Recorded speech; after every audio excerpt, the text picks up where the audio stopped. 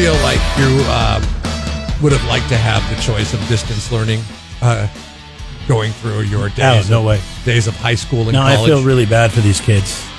I mean, you do, but yeah. But if you were given the choice, like I remember my friend Stephanie, she was given the choice to go finish out her high school classes at the community college. It was called Head Start, a program that they had. I think they still do something like it. And I was like, whoa, because like she was like learning all this like stuff and getting a head start on her college to where she was getting college credit starting at 16. She jumped into it early. And I remember going to my guidance counselor and saying, hey, what about this thing, Head Start? Stephanie seems to be doing it. She's knocking out a lot of college, and it's on your guys' dime. That's pretty cool. And my guidance counselor said, yeah, but you're going to want to, horrible guidance counselors at my high school, the worst. Yeah, but you're going to want to live that high school experience. And Stephanie's not really living the high school experience. I was like, what do you mean? She's like, pep rallies and things like that. I was like, okay, cool. You're the adult. You understand more. And I so badly wish I would have done Head Start. So badly. See, but are you focused? I mean, the problem is that I had, like, when the classes that I attended and I had really good attendance in are the classes that I passed no problem. They were easy and I actually enjoyed them. The classes that I would not go to and I had to catch up on my own, it was always horrible. The worst grades I got. So attendance is a big thing. And it's not just about you being there, but it's about you being there so you stay focused. I was not a great focused student. So I could have never done online schooling. I just don't think that would have worked for me. The whole thing was do schooling at your own pace type deal was not my thing. I tried to do a class like that. I ended up dropping it because I never did the work because I didn't have to be accountable for it. And I think, especially when you're young, that happens. But everybody thinks automatically that this is a horrible thing for the youth of today because they're missing out on the socialization of the school. But then again, is it really a horrible thing? Because I look at how focused my daughter can be in these classes, and it is mind-blowing because I'm of the mindset but where she you still has to go to class, though. She still has to open that laptop. She has to zoom in or whatever, right? So, I mean, that's not as bad. But maybe it's preparing her for that on your own distance learning where you go at your own pace to where she'll knock it out right away. And I think the kids that were driven because they really wanted that education or they really wanted to do well, I think that's perfect for them. Like your friend that was going to do Head Start. But, I mean, she did it. I loved the social aspect of both college and high school. She was a junior in college by the time we were all graduating high school. And I remember thinking, man, I hate my guidance counselor. Do you think you would have stuck with it, though, to do it on your own? Because they didn't have Zoom classrooms. Yeah, because you just had to do your own. It took me like 10 years to finish college, okay? Because it was like in college, out of college, in college, out of college, in college, out of college. If I would have had But now there's nobody holding you accountable. How much longer would it have taken? If I would have had that 2 years where my completion of college courses also meant my completion of the high school courses, then I would have had that 2 years to... Who knows when I would have finished college? It wouldn't have taken 10 years because I only had to do 2 years as opposed to the 4 years that I had to do. Biggest mistake I made in my scholastic history, if you will, in community college, I was 2 classes away. From the AA. Yeah. So I was like, that's fine. I'm just going to go to the 4-year university anyways. I had to take 7 general elective courses. 7. Dude, you know how embarrassing it is? To get those 2 classes that I could have just taken. One was math and one was, I don't know, some elective that I could have probably done PE or something. It was stupid. I always did things the hard way, and I didn't realize that until I was about 30 years old. I go, I'm going to stop doing things the hard way. I'm going to start doing things the right way. Like everybody has told me, every adult in my life has told me my whole life, why don't you just quit doing things the hard way? Because I always thought I could get around it. That's not true. You play golf. I see you play golf, and you do everything the hard way. Okay, well, like if you get if you get stuck in trees, you're like, I could take it through those 17 trees. Haven't you noticed now? I just go up and drop. I'm so tired of hitting off that tree, and then I got to go find my ball again. Well, because I stopped holding your feet to the fire on it. I'd be like, nope, you got to go down there and hit it. We're playing for reals here, and now I'm just like, just let him take his 8 or 9, whatever. And the thing is, you and I have never played for reals. We never played for money. We always just play. Bragging rights are very real, okay? They're super duper real. You can't get around it. Yeah, but I do feel bad for kids that don't get to go to high school, see their friends, be a part of going to games and pep rally. I mean, that was fun. That was amazing. I love doing that. I was not like, I hurt myself. I was an athlete till my junior year. I broke my wrist and I couldn't play in my senior year. And it was so fun just to go to games, cause normally I'd be wrestling during basketball and go to basketball games and just travel with the team and just harass the opponents. I mean, God, I love doing that. Hell, I told you about a story where, when we played Sumner and Joe Calero, who was the head basketball coach out there, we cleared the stands and got into a huge thing. So a skerfuffle, if you will. You're just handed a note? Yeah, nothing. No big deal. We got about Metallica. We'll get to that coming up here in a few minutes. Whoa! Jeff and Jeremy in the morning.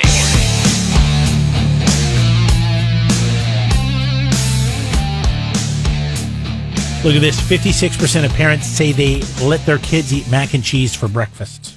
Is this something you would ever do? No. Do your kids ever ask for mac and cheese for breakfast? They have, yeah. Yeah. They like the Trader Joe's frozen variety, which I might say, really, it's better than my homemade. I mean, I take pride in they don't go with the Kraft. Like when I was a kid, it was Kraft or nothing. No. All that other stuff, the gourmet crap, I was like, get away from me. My son, of course, now I prefer that. My son is likes the Kraft. My daughter, not so much. She has champagne taste when it comes to mac and cheese. She wants me to make the homemade stuff, which sometimes I hit a home run with. Sometimes I fail miserably at. I don't really measure everything out. I just do the eye test, and I use different ingredients every single time to try to attain the flavor I'm going for.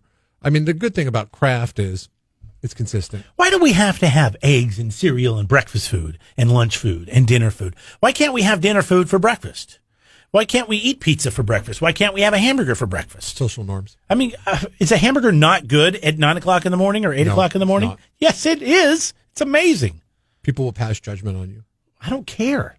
It's like you know one what I of did the last things in society that people can pass judgment on and it be okay. Like you can't pass judgment on somebody based on their sexual preference. But you can have breakfast for dinner.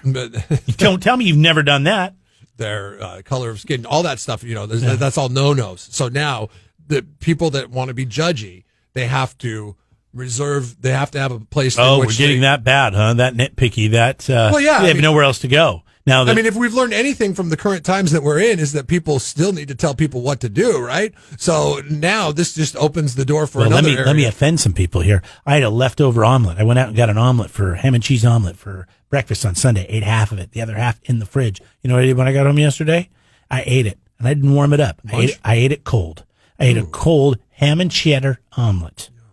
Diced ham, cheese, egg. It was good. I swallowed it down cold with some milk. How can you eat that cold? You're hungry. You just pick it up and you eat it. Have you never been hungry before to where you don't even care what you eat?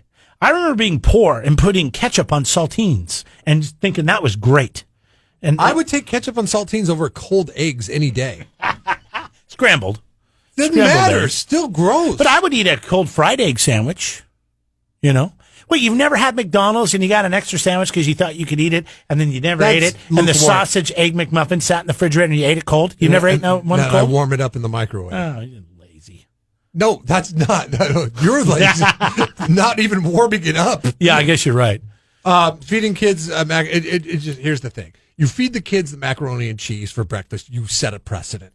And then that precedent is that anything that goes for dinner goes for breakfast as well. So now you're going to get all these obscure requests for breakfast when it's... It all depends how you raise your kids. I wasn't allowed to request anything. I've told you when we went to restaurants, I got a hamburger. And if I was good and didn't piss off my dad, he'd let me have cheese on it. And I got a cheeseburger. But I was never asked for anything else. I mean, but I realized my dad was kind of a dictator dad. And that's not how you run your household, which is good. I commend you because. But I'm also not going to let my kids eat mac and cheese for breakfast. That's not. You can't eat mac and cheese for breakfast. Do you think if we did a poll on how many parents allowed their kids to eat mac and cheese for breakfast, they would be marijuana consumers? No, I don't think. Do you think they're stoners? What is the source of this poll? Because I don't think it would return the same results. This has got to be ran by Kraft or somebody, Annie's. The Takeout.com. Huh. The Takeout.com is the one that published this poll.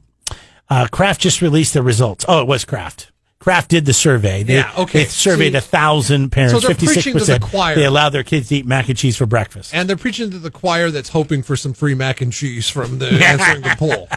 So I would lie for free mac and cheese. Poll is I would. skewed. Yes, it is. I lie all the time. Of course I would lie for free mac and cheese. Wake up. Jeff and Jeremy in the morning. Jeff and Jeremy here online, KZOZ.com. We're on Facebook, Twitter, and Instagram at Jeff and Jeremy. So yesterday I threw up the question, do you keep a self-defense weapon next to your bed? If so, what is it?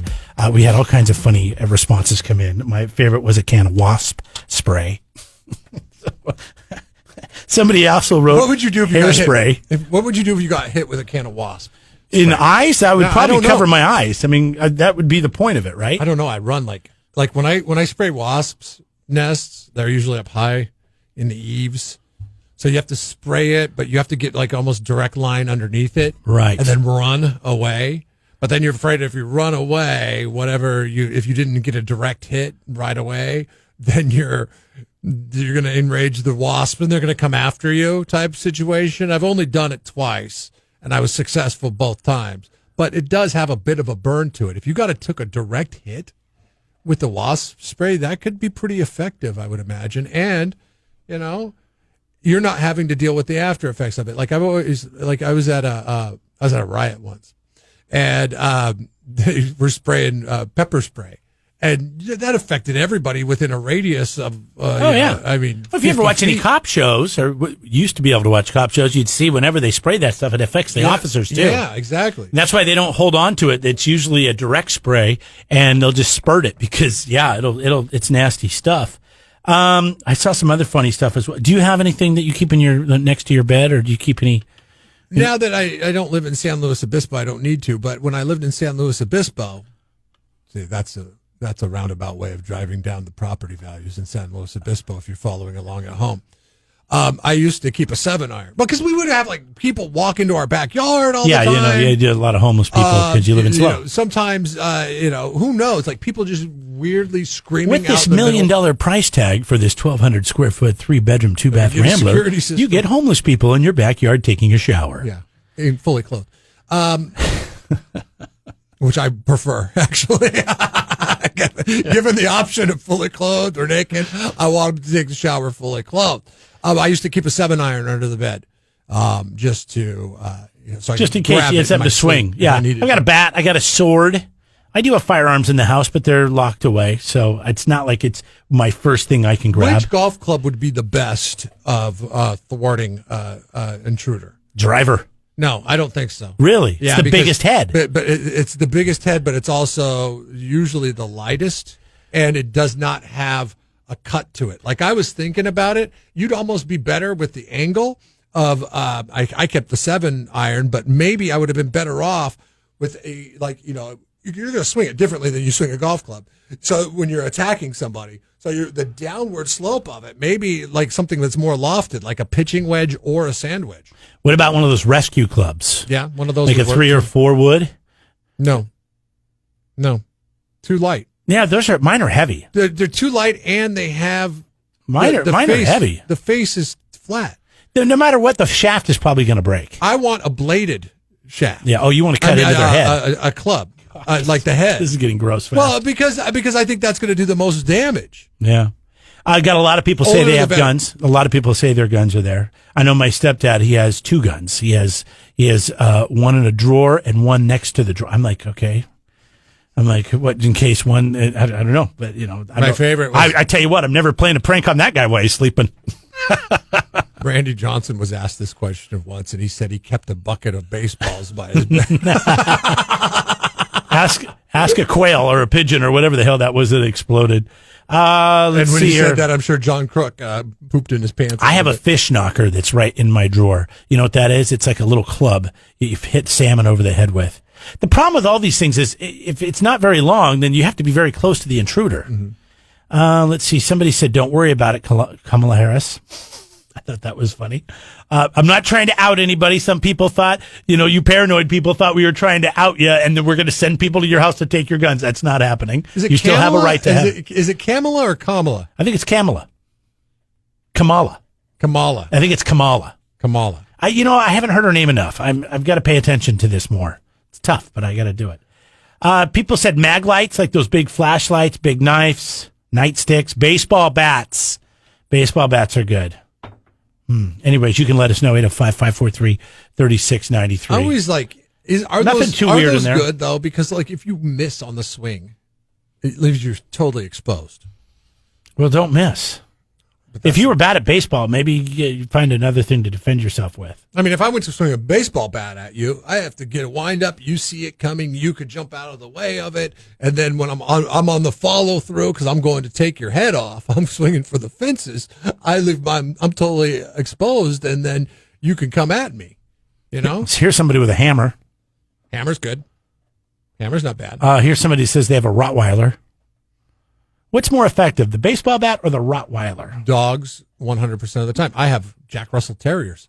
Your dogs weigh 10 pounds apiece. They don't attack. Well, I know Pete's a little heavier, so he's They slower. don't attack, but they make the noise. They make the noise. Yeah, they make the noise. Then George sounds like a 100+ pound dog. Yeah, exactly. Even though he's only 55. Yeah, my dogs, I can hear them when I turn around the block, and it pisses me off every day. But I'm like, it's better that than the option of not having them. Here, Linda says people should not answer this question. If people know where you live, they now know what you have to protect yourself. Be very careful. Ooh. Boy, people are really scared in this world, aren't they?